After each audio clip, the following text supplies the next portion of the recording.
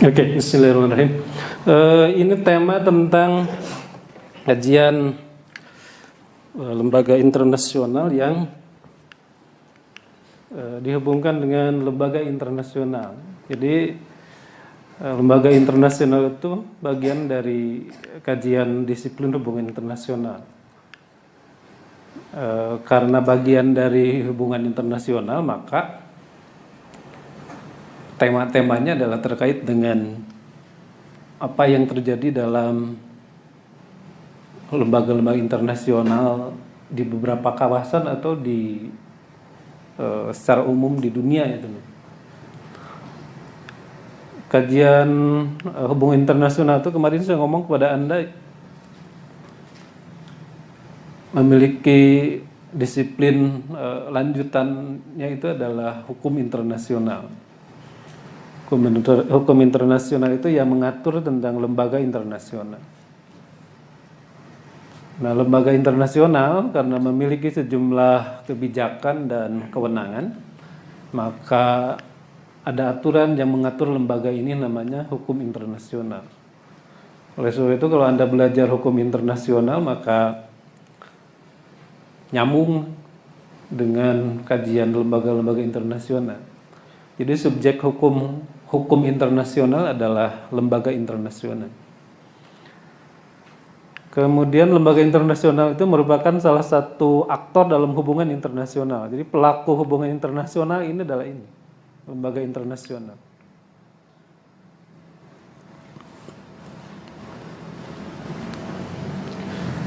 Nah, sebelum ke hubungan lembaga internasional, Anda pahami juga ilmu hubungan internasional itu definisinya ini.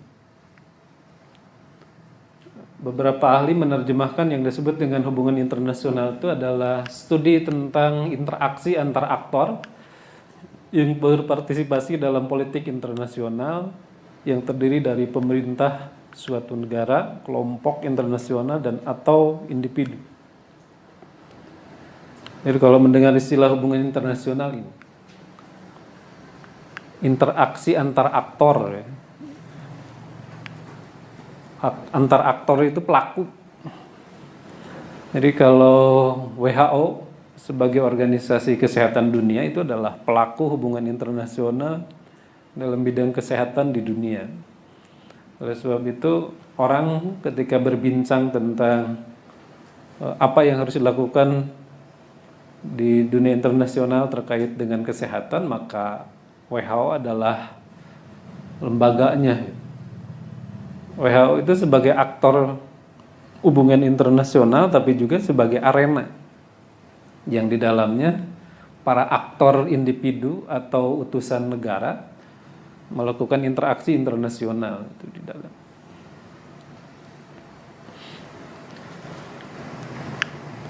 Selanjutnya ada beberapa istilah penting dalam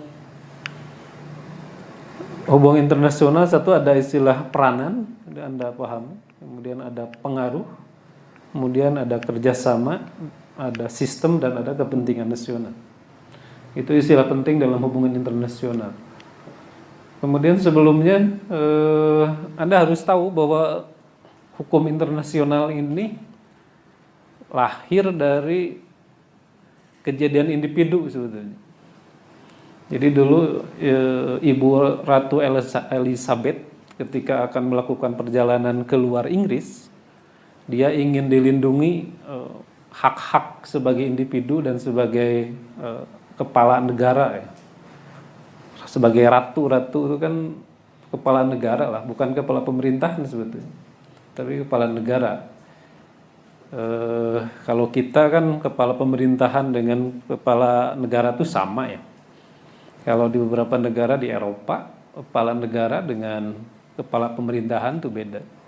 Perdana Menteri itu sebagai kepala pemerintahan, sedangkan raja atau ratu itu kepala negaranya. Oleh sebab itu yang biasa dimasalahkan itu adalah hanya kepala pemerintahan. Jadi orang berdebat untuk dapat kedudukan itu hanya di kepala pemerintahan. Kalau negara tidak, karena negara di Eropa itu kerajaan. Belgia, Belanda, Inggris juga sama. Terus Itali Spanyol sama, semuanya negara kerajaan. Sehingga raja itu kepala negara di sana. Nah, perdana menterinya itu adalah kepala pemerintahan. Nah, Indonesia itu digabung, ya kepala negara ya kepala pemerintahan. Karena kita menganut sistem presidensil. Kalau parlementer bentuknya tadi, bahwa kepala negara dipisah dengan kepala pemerintahan. Malaysia itu dipisah antara kepala negara dengan kepala pemerintahan. Kenapa? Karena negaranya persemakmuran dan sistemnya parlementer gitu. Oleh sebab itu kalau di sana yang punya negara itu sebetulnya keluarga di Eropa. Para raja itu kan keluarga. Kalau di kita yang punya negara itu rakyat sebetulnya.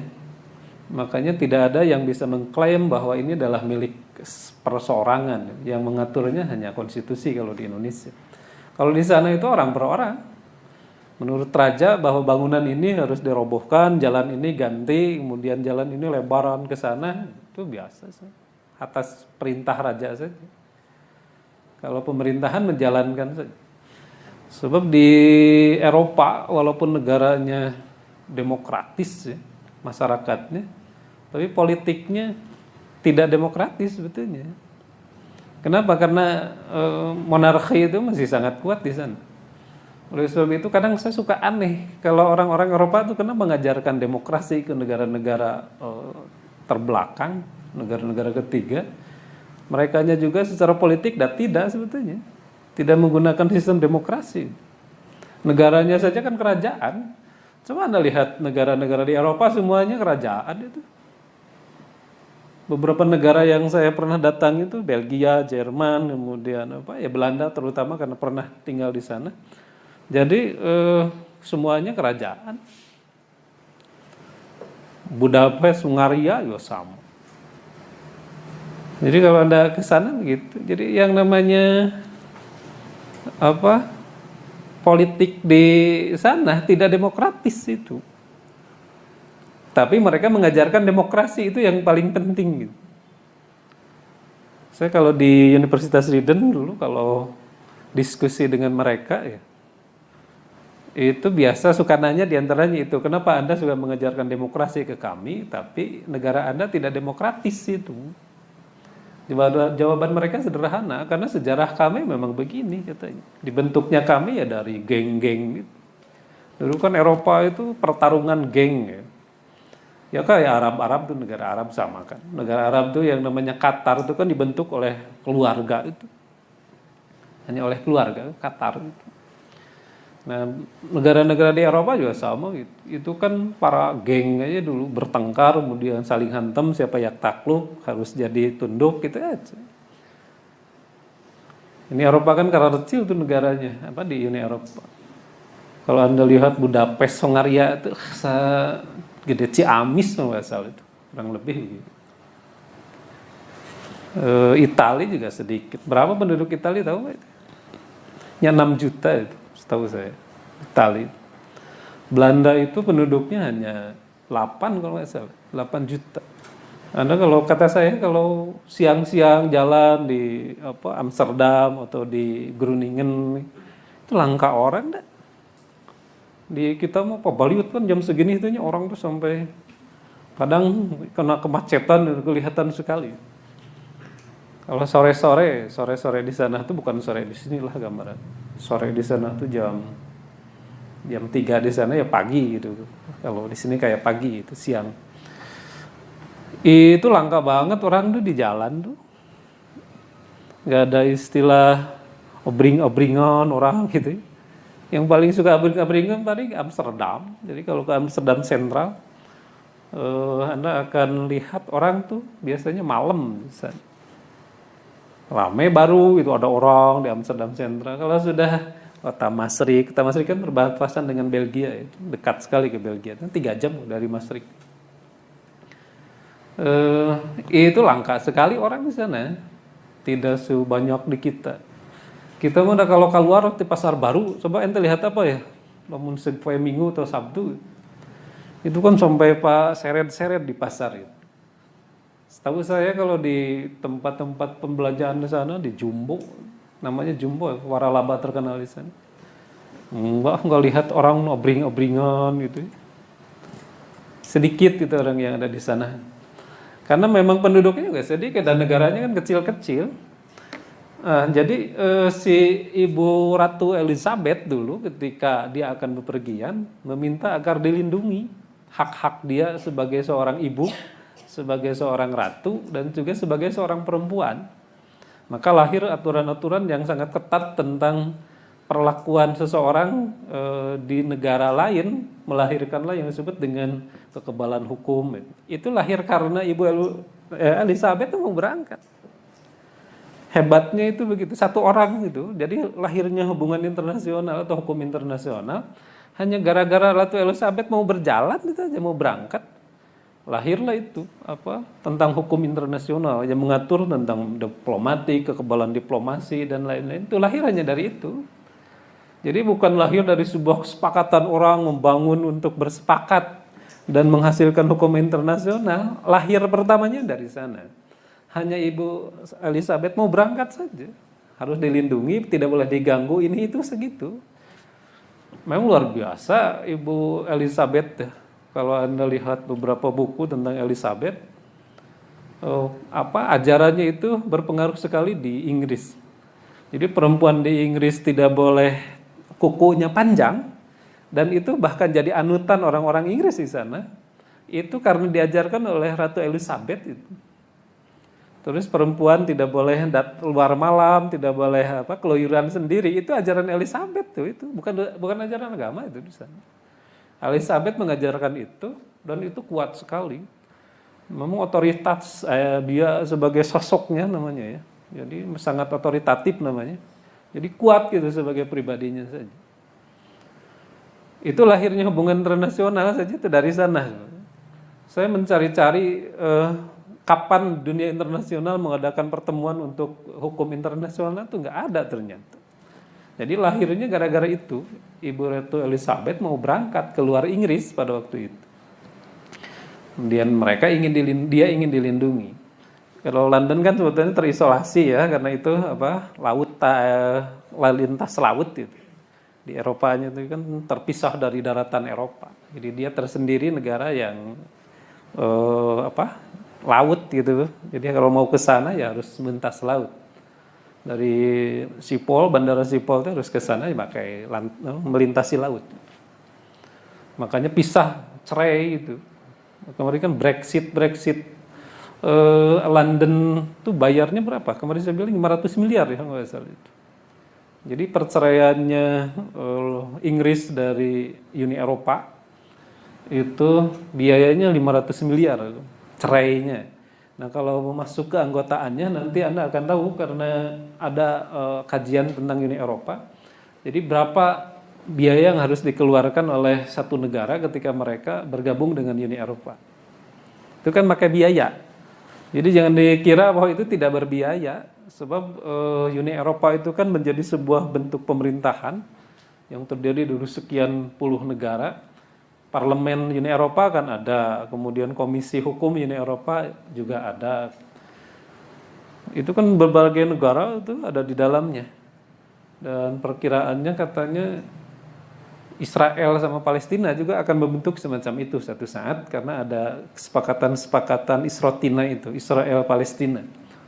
Jadi satu sistem pemerintahan untuk dua negara. Kayak Uni Eropa itu kan parlementernya untuk semua negara di Eropa. Jadi yang namanya Uni Eropa dia punya sistem ekonomi Komisi Ekonomi Uni Eropa juga punya. Nah, jadi untuk masuk ke sana juga bayar keanggotaannya. Saya belum tahu keanggotaannya, tapi kalau keluarnya dari dari Uni Eropa, Inggris salah satunya 500 miliar bayarnya itu. Jadi gede lumayan berarti ya 500 miliar itu. Oke, jadi hubungan internasional lahir dari urusan pribadi sebetulnya.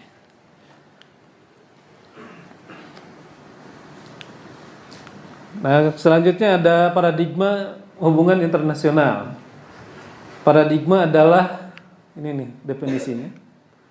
adalah pijakan dasar dalam menjelaskan fenomena hubungan internasional yang mencakup kriteria, standar, prosedur, dan pilihan fakta permasalahan. Ini namanya paradigma. Jadi paradigma itu alat bantu melihat, kayak kacamata. Jadi apabila mendengar istilah paradigma, maka Anda terbayang itu adalah kacamata itu aja. Jadi kalau sekarang Anda tidak bisa melihat dengan jelas, maka diberilah alat bantu. Namanya kacamata. Nah nanti kacamata itu beragam. Ada yang cocok untuk orang yang minusnya 1, ada yang minusnya 4, minusnya 17 gitu. Mungkin kalau ada itu juga ya. Ayah jelema tuh minusnya 17. Enggak kayaknya biraku. Minus 17 wah pasti petet itu aja ya. Setemal ningali.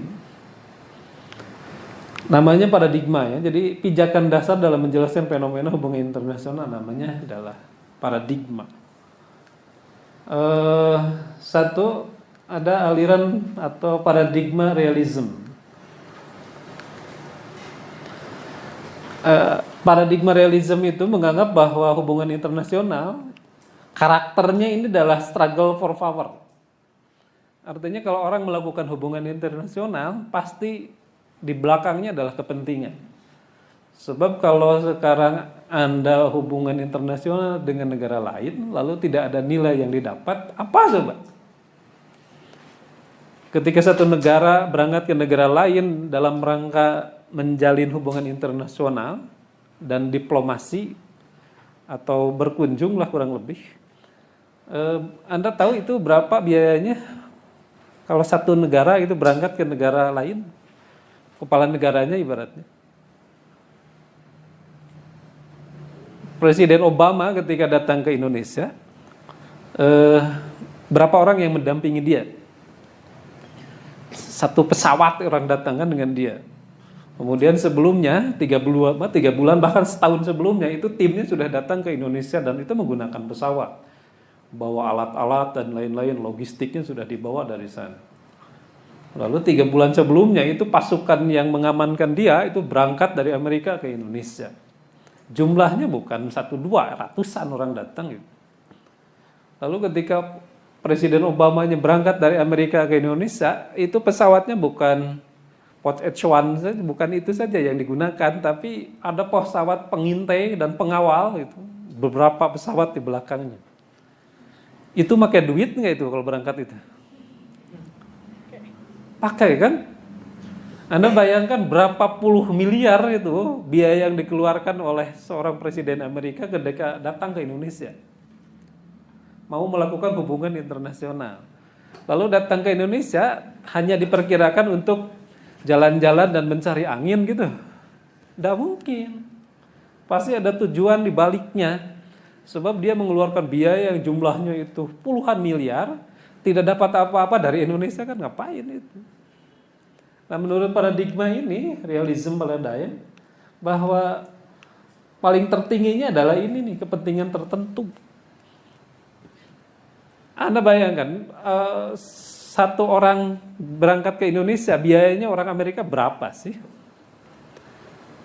Biaya perjalanan dinas bahasanya, kalau Anda tahu, itu gede-gede. Saya saja kalau melakukan perjalanan dinas luar negeri saya itu per hari dulu dibiayai itu kalau tidak salah 5 juta per hari. Itu biaya perjalanan dinas luar negeri namanya.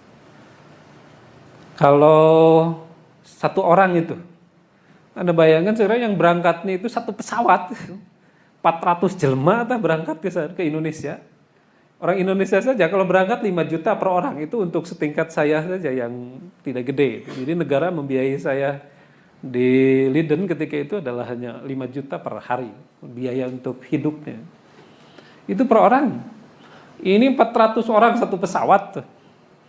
Sebab presiden itu ketika datang ke Indonesia itu bawa semua yang berhubungan lah, menterinya dibawa, sekretarisnya dibawa, kemudian tukang riasnya dibawa, tukang masak dan lain-lainnya dibawa semua itu.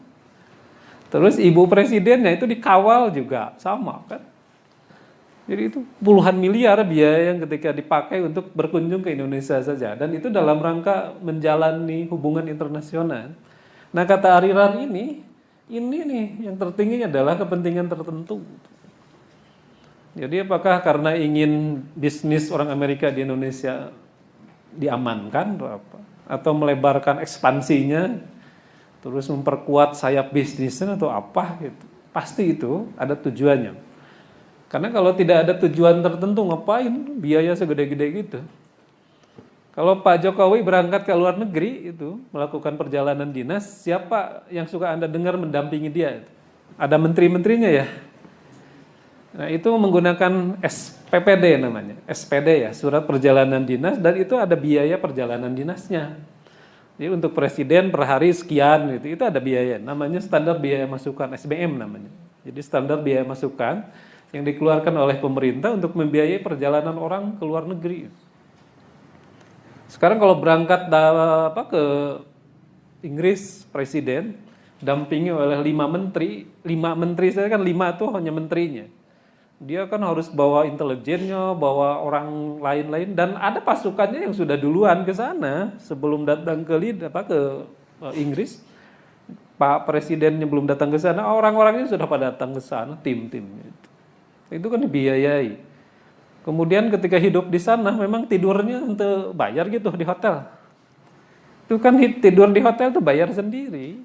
Jangan dikira itu gratis jamin oleh pemerintah sana, enggak ada yang gitu. Tidurnya di hotel ini bayar, kecuali mungkin beberapa hal tertentu yang tidak dibayar karena dijamin oleh pemerintah, ibarat pemerintah setempat. Lalu kata saya ketika dia pulang tidak bawa apa-apa, ngapain tuh Pak? Ngehamur-hamur duit itu. Orang keluar puluhan miliar, kemudian ketika pulang ke dia tuh bawa nanawan kan untuk ngapain? Jadi tujuannya untuk itu. Nah kata aliran ini tujuannya untuk itulah, pokoknya untuk kepentingan tertentu. Ini aliran yang jujur banget itu namanya. Nah oleh sebab itu katanya karakternya ini nih, anarki, persaingan, penuh konflik gitu aja. Yang namanya hubungan internasional. Kata aliran ini ya.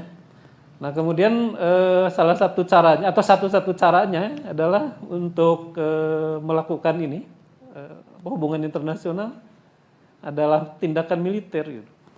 Kekuatan militer. Oleh sebab itu kalau Irak dibom, kemudian mana lagi Libya juga dihancurkan oleh kekuatan militer, karena aliran ini menganggapnya kalau tidak dihancurkan itu mengancam terhadap kepentingan negara-negara di barat atau negara-negara lain. Kenapa juga Irak dibumi hanguskan oleh kekuatan multi dulu? Karena dianggap itu mengancam terhadap stabilitas dunia. Apabila Irak dibiarkan ketika itu maka dunia akan kacau. Oleh sebab itu ya dihancurkan dengan kekuatan militer. Ini menurut aliran ini untuk hubungan internasional harus melakukan itu. Kalau tidak melakukan itu maka heherian hubungan internasional itu. Sebab aslinya yang namanya hubungan internasional itu adalah untuk mengkup orang, untuk menguasai orang. Maka dulu penjajahan kenapa dibolehkan? Karena paradigmanya ini. Yang namanya kolonialisme, imperialisme itu bagian dari hukum internasional yang diakui. Jadi tindakan internasional yang diakui dulu. Makanya penjajahan, kemudian aneksasi, pencaplokan itu bagian dari tindakan internasional yang diakui. Israel itu sampai sekarang kan masih mencaplok beberapa kawasan di Palestina karena hukum internasionalnya memang memperbolehkan itu. Sebetulnya kalau Anda juga punya kekuatan militer gede, silahkan saja coba caplok satu negara oleh Anda, nggak ada masalah. Selama Anda kuat itu. Dan hukum internasional mengakui itu. Hukum internasional diantara yang diakui adalah penggulingan kekuasaan oleh militer. Kemudian ketika militer menang lalu mendeklarasikan pemerintahan militer, itu diakui oleh dunia internasional. Kayak yang namanya negara itu tergantung pengakuan. Anda tahu sekarang Venezuela kan sedang krisis yang besar karena Maduro-nya dianggap sudah tidak legitimit dan oposisinya mendeklarasikan diri punya pemerintahan atau memerintah sendiri. Kemudian pemerintahan oposisi itu diakui hampir oleh 50 negara di Eropa dan di Barat. termasuk beberapa negara, Amerika bahkan kabarnya juga mengakui pemerintahan yang dideklarasikan oleh oposisi. Itu kan bisa sah. Jadi hubungan internasionalnya, tindakan internasional juga sah. Sama ketika ada negara yang dipimpin oleh sipil, kemudian digulingkan oleh militer, dan militer yang mendeklarasikan sebagai pemerintahan yang sah, dunia internasional bisa mengakui. Karena itu diatur oleh hukum internasional gitu. Jadi mudah sekali sebetulnya untuk ada dan tidak adanya negara tuh, data hese. Jadi kalau sekarang ibaratnya ada partai di Indonesia yang kemudian jadi oposisi, lalu berhasil dia mendapatkan pengakuan internasional bahwa pemenang pemilih adalah si Anu ibarat, maka itu bisa diakui sebagai negara yang sah. Sebab negara dan tidak negara, ada atau tidak negara itu tergantung pengakuan internasional. Itu di dalam hukum internasional begitu. Nah, dalam paradigma ini anarki sekali pikirannya juga. Jadi jujur sekali menurutnya pikiran-pikirannya teh. Kan kayak begini, ketika Irak diserang dulu tahun berapa? Anda belum lahir mungkin ya. Ketika Irak diserang zaman Saddam Hussein, pernah mendengar nama Saddam Hussein ya? Tahun berapa saya lupa itu. Anda mungkin masih anak-anak. Itu kan pemerintahannya masih sah. Kemudian digulingkan oleh kekuatan militer, lalu militer pasukan multi ya, internasional terguling, lalu si pasukan internasional mengangkat seseorang jadi presiden ketika itu, dan itu diakui dan sah sampai sekarang.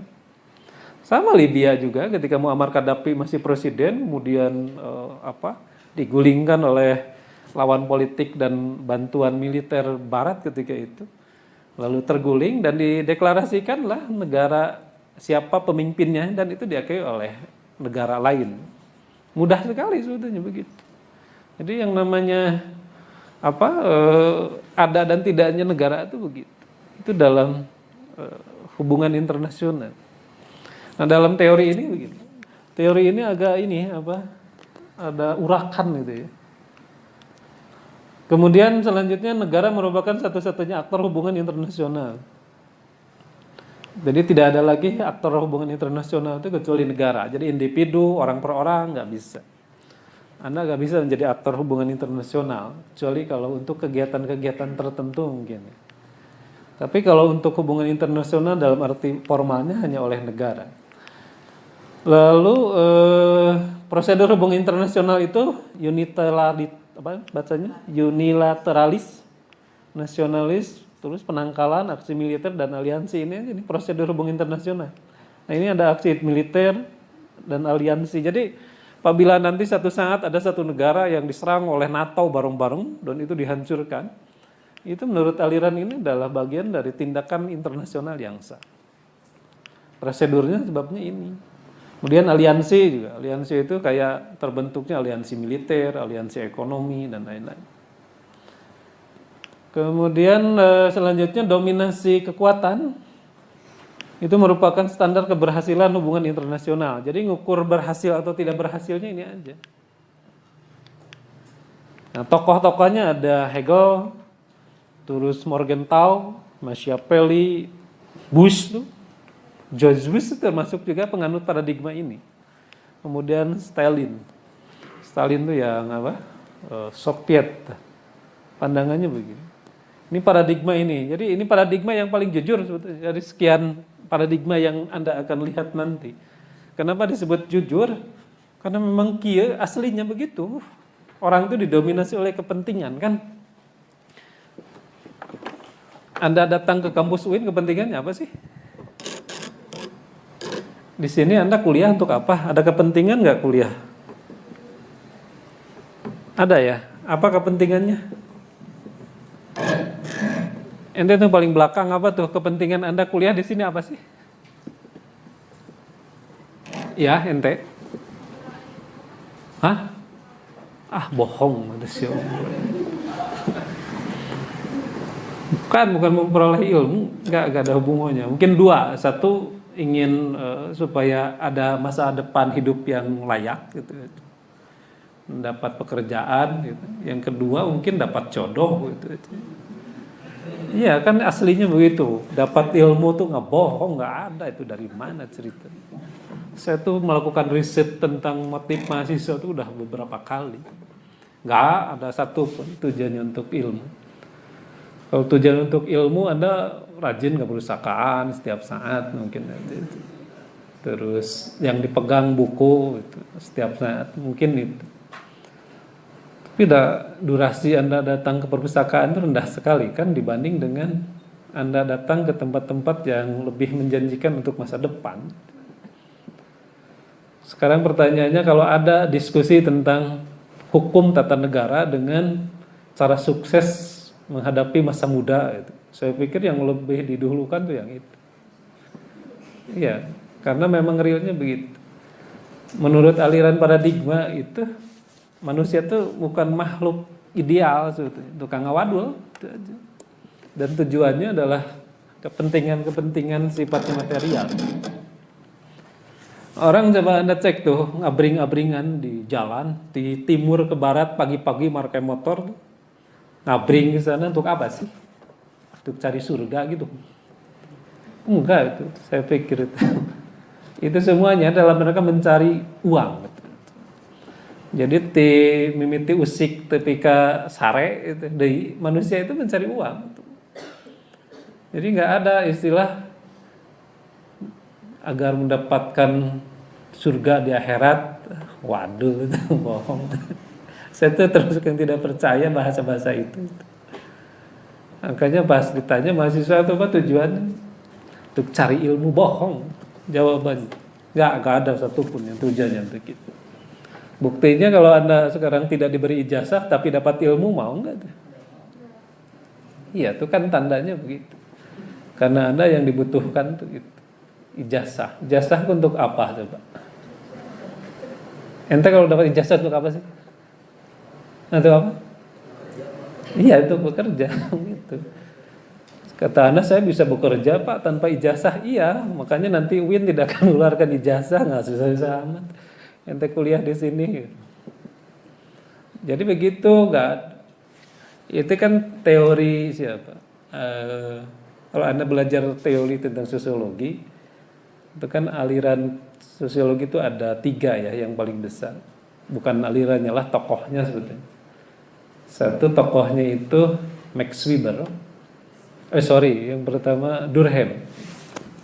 Emil Durkheim itu punya teori bahwa seluruh tindakan manusia dikendalikannya itu adalah oleh orang lain. Namanya adalah fakta sosial teorinya. Jadi fakta sosial itu menyebutkan manusia itu melakukan apapun karena dikendalikan oleh pihak lain. Jadi tidak mandiri dan tidak punya pilihan, itu teorinya Emil Durkheim. Kenapa Anda kuliah? Jawabannya karena saudara saya pernah kuliah. Kenapa milih UIN Bandung? Karena tetangga saya kuliah di UIN Bandung. Itu kata Durkheim begitu. Kenapa Anda kuliahnya memilih ke luar negeri? Karena emak saya bahwa kuliah di Bandung lah gitu. Itu kata Durkheim. Jadi seluruh tindakan manusia kendalinya adalah luar, bukan dalam dirinya sendiri. Oleh sebab itu kata Durkheim, manusia itu nggak punya pilihan. Kenapa Anda jadi guru? Ibaratnya pertanyaan. Jawabannya karena mang saya, kakek saya, bapak saya jadi guru. Kata Durkheim hasil risetnya begitu.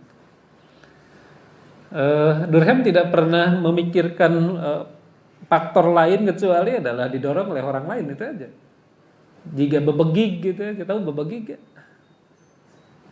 Ini tahu bebegig gak artinya? Orang sawah-sawah, orang-orangan di sawah itu ya. Itu kan gerak, tidak geraknya itu kendalinya dari jarak jauh itu aja. Lamun dibetot gerak gitu aja gitu. Aya angin gerak gitu aja. Nah, kata Durkheim manusia itu begitu, makanya tidak punya pilihan, kendalinya adalah eksternal luar.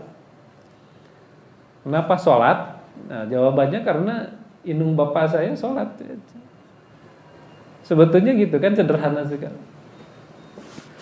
Lalu muncul teori yang membantah dia, teori yang dikembangkan oleh Max Weber. Kata Weber bahwa manusia melakukan sesuatu itu adalah karena dorongan dalam dirinya dan mempertahankan nilai-nilai idealisme, katanya begitu.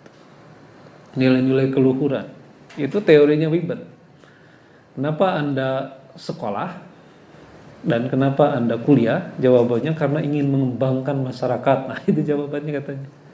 Kata Weber. Jadi orang ada melakukan sesuatu karena ada nilai-nilai yang diperjuangkan. Kenapa milihnya Win Bandung? Oh, karena Islam dan Islam pisurgaan, gitu aja jawab. Kata Weber. Jadi kata Weber itu orang melakukan apapun itu kendalinya adalah dalam dirinya dan mempertahankan nilai-nilai idealisme yang dipegang. Nilai idealisme yang dikembangkan itu, yang dipegang itu adalah diantaranya karena ingin memperbaiki masyarakat, yang muncul itu begitulah tuh. Kata dia, makanya dia melakukan, katanya manusia melakukan bukan dikendalikan oleh orang, tapi dia melakukan yang karena ada nilai-nilai dalam dirinya yang kemudian dia lakukan. Teori tersebut itu membantah teorinya siapa tadi yang sebelumnya? Emil Durkheim. Nah, lalu muncul teori yang ketiga dikembangkan oleh B.F. Skinner yang disebut dengan teori, kalau tadi namanya yang Max Weber itu namanya definisi sosial ya, istilah teori, definisi sosial. Nah, kemudian muncul teori yang ketiga yang dikembangkan oleh B.F. Skinner, kata dia bahwa manusia melakukan sesuatu itu motifnya dalam untung rugi katanya. Nama teorinya disebut dengan perilaku sosial atau social behavior. Teori social behavior atau perilaku sosial menyebutkan manusia melakukan apapun itu tujuannya untung rugi. Ente kenapa kuliah di UIN Bandung tuh yang paling belakang tuh? Kenapa ente di UIN Bandung kuliahnya kenapa? Saya keterimanya di UIN Bandung. Keterima di UIN Bandung. Berarti kan untung rugi ya karena terlulus di tempat lain gitu aja kan ya? Itu ya? Oh iya, jadi untung rugi itu begitu. Kenapa Anda memilih juga ke UIN segala? Kenapa? Padahal kan ada perguruan tinggi lain. Karena kalau saya kan tinggal di Bekasi. Kalau saya di UIN Jakarta mungkin lebih dekat gitu. Kenapa milihnya UIN Bandung? Terimanya di UIN Bandung. Nggak milih Unpad, nggak milih apa gitu? Oh ada. Kenapa nggak milih itu? Pilih juga Pak. Tapi karena rugi gitu ya, tidak lulus gitu? Oh, ya karena untung rugi aja begitulah. Lalu kenapa Anda ambil juga UIN segala, maka dia ambil segala? UIN Bandung. Kan bisa di swasta kuliah itu, di apa? Itu yang mahal teh Maranatha, Unpar, terus apa yang di sana di Jakarta tuh apa yang mahal tuh? BINUS Universitas, kemudian Universitas Sampurna itu. Kenapa nggak milih itu? Nah itu maksudnya saya itu. Karena untung rugi, kata B.F. Skinner itu orang melakukan apapun tindakannya untung rugi. Ente kenapa pakai jilbab? Saya ingin tanya. Nutup aurat. Lalu untuk apa sih aurat ditutupi segala?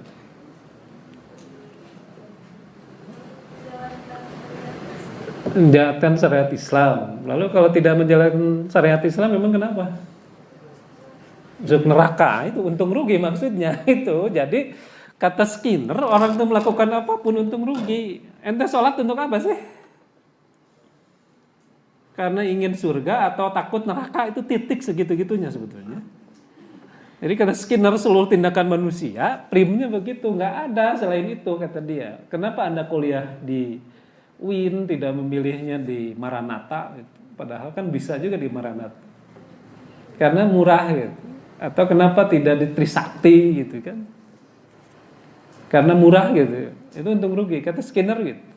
Orang baca Quran juga karena untung rugi. Ngapain orang baca Al-Quran? Karena ingin dapat rahmat, ingin dapat berkah, itu kan untung rugi. Oleh sebab itu kata Skinner, katanya semua manusia itu dominasinya itu kepentingan untung rugi saja. Kenapa Anda kuliah segala tidak menjadi tukang dagang saja?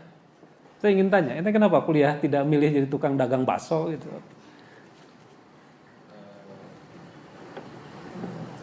Tidak ada minat untuk berusaha. Kenapa alasannya? Karena disuruh orang tua supaya mencari ilmu dulu. Ah itu mah penganut Durkheim ya. Jadi karena pengaruh orang tua, cek orang tua sekolah heula gitu. Jadi dikendalikannya oleh pihak luar gitu. Artinya dia tidak melakukan tindakannya berdasarkan dirinya sendiri. Ente kenapa nggak jadi tukang bakso itu kuliah segala kenapa? Ya, sama di Suruh orang tua. Oh iya, berarti itu ya. Kata Durkheim ini fakta sosial namanya. Jadi dikendalikan oleh pihak luar. Ente kenapa nggak milih jadi tukang bako gitu? Orang tua juga ya. Wah ini pengaruh fakta sosial namanya. Jadi dikendalikan oleh orang lain. Ente kenapa ini yang ini nggak jadi tukang bala-bala atau dagang bala-bala atau apa gitu dari suruh orang tua. Ini kendalinya teorinya itu yang kuat ya siapa? Durkheim. Kata Durkheim. Nah kalau kata Skinner seluruh tindakan manusia didominasinya oleh kepentingan-kepentingan untung rugi. Orang katanya mau melakukan kegiatan apakah itu spiritual atau kegiatan material semuanya didominasi oleh itu. Nah Skinner itu tidak menerima teori tentang orang tua yang mendorong, terus teorinya apa definisi sosialnya si Weber yang bilang bahwa manusia melakukan sesuatu itu karena mempertahankan nilai-nilai yang luhur gitu. Kenapa sholat? Oh karena supaya menjadi orang yang baik bagi masyarakat gitu. Itu kan kalau kata Weber begitu, orang itu melakukan itu. Nah kata Skinner enggak ada yang itu. Semuanya adalah didominasi keuntungan. Kenapa Anda tadi ditanyakan tidak macul aja itu? Padahal Anda kan pilihannya sebetulnya bisa macul di sawah atau tidak harus kuliah. So kalau kuliah, kalau sama-sama tujuannya untuk mendapatkan pekerjaan di waktu yang akan datang dan targetnya juga adalah uang, ente terlambat sebetulnya. Tukang bala-bala mah geus unggal poe menang duit. Iya. Orang tukang bala-bala itu tiap hari sudah dapat uang. Anda itu 5 tahunnya akan datang ke karek rek neangan duit gitu kan ya? Ya kalau lulus kemudian ijazahnya bawa oleh Anda dipakai ngelamar bekerja gitu kan? Ya orang lain mah geus menang duit teh ti poe ayeuna tah di saat Anda sedang duduk begini, ente mah 5 tahun ke belakang ke depan baru bakal mikiran menang duit gitu aja. Orang sok mikir teori Skinner tuh benar juga itu ya. Hanya Anda lambat saja dibanding dengan tukang karedok, tukang itu. So kan urusan duit itu urusan pilihan sebetulnya. Pilihannya Anda ingin yang lebih elit itu bekerja ya. Ingin di depan meja atau jadi guru, jadi dosen gitu. Nah, sama-sama dengan duit pada dasarnya masih. Kalau tukang bala-bala untuk apa sih? Dagang bala-bala. Cari duit. Kalau ente jadi hakim, cari duit sama. Jadi nggak ada orang yang berjuang ingin menegakkan keadilan saja, Pak. Iya, silakan. Tapi tadi gaji seumur-umur itu mau nggak? Nggak mungkin. Jadi Skinner itu penganut ekstrim sekali tentang perilaku orang. Kata dia orang melakukan apapun itu karena kepentingan. Sama dengan realisme paradigma realisme juga sama begitu. Itu teori dia meruntuhkan teorinya Weber katanya. Kemudian Weber meruntuhkan teorinya Durkheim. Dan muncul lagi juga teori yang membantah fragmentasi. Namanya fragmentasi itu pemisahan itu ya. Kan kalau si Durkheim bilang bahwa orang melakukan sesuatu itu karena dikendalikan oleh orang lain, orang tua atau siapapun lah. Kata Weber bukan, karena ada nilai-nilai idealisme yang diperjuangkan. Tapi kata Skinner bohong semuanya, itu adalah karena untung rugi saja. Nah muncul teori yang ingin menggabungkan dari 3 aliran itu, yang disebut dengan aliran sosiologi terintegrasi. Aliran sosiologi terintegrasi itu digagas oleh George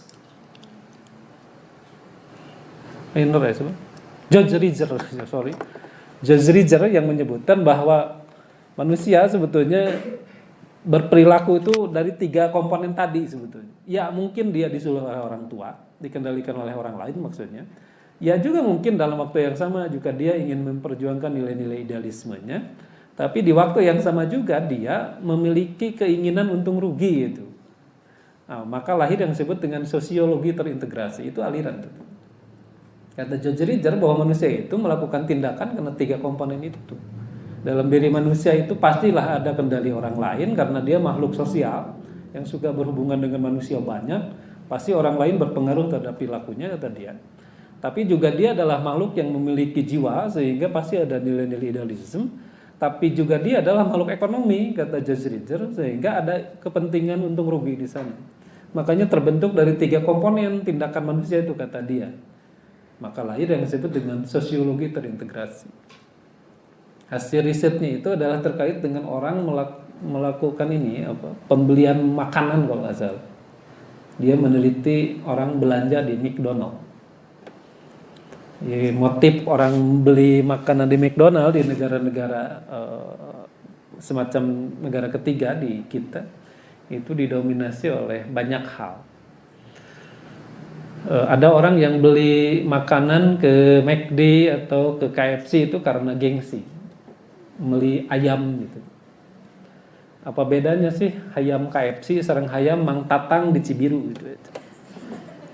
Ada nggak beda rasanya hayamna itu maksud saya. Beda hayamna sugan hayam di itu mah tina besi gitu.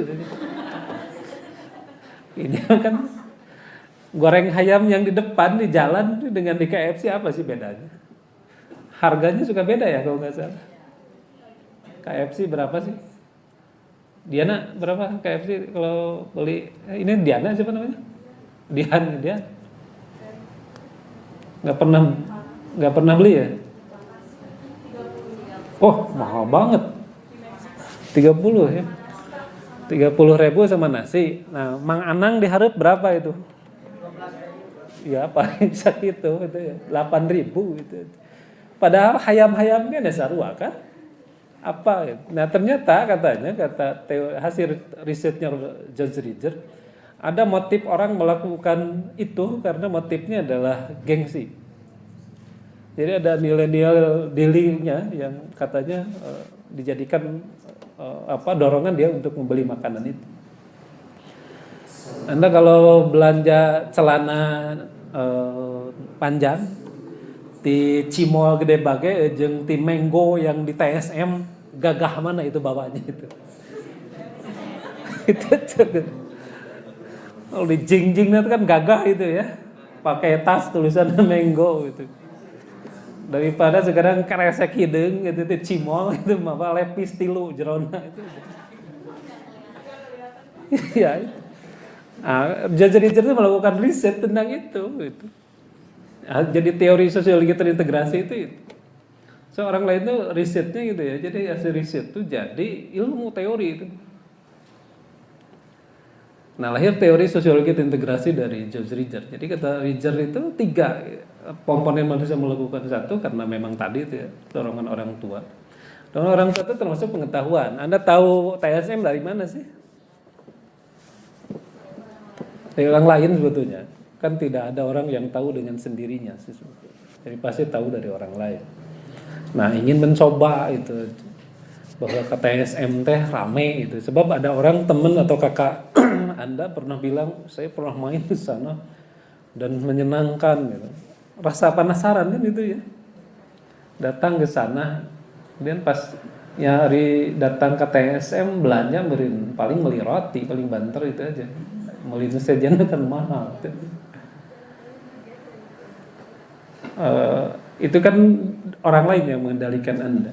Tapi juga kata saya tadi ada orang yang ingin mempertahankan nilai-nilai idealismenya karena gengsinya gitu. Kan kudu kasebut selama di Bandung teh pernah tuh ke TSM gitu.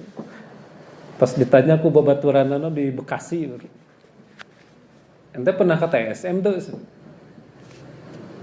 Enggak pernah. Ih, kampungan banget gitu kan. Nah, sian disebut itu kan, itu nilai-nilai idealisme itu maksud saya. Ya paling tidak tuh pernah nyaholah Bandung gitu. Jalan Trunojoyo gitu. Pernah tahu Jalan Trunojoyo kan? Ke Trunojoyo ini Jalan Trunojoyo tahu. Jangan sampai nyaho teh Cicaheum deui, kemudian alun-alun gitu. Nah, kata George itu. Jadi ada nilai-nilai idealisme. Nilai idealisme itu biasanya lahir dari ego dalam teori. Ada orang yang mempertahankan idealisme tapi dia tidak tahu sebetulnya idealismenya itu salah gitu.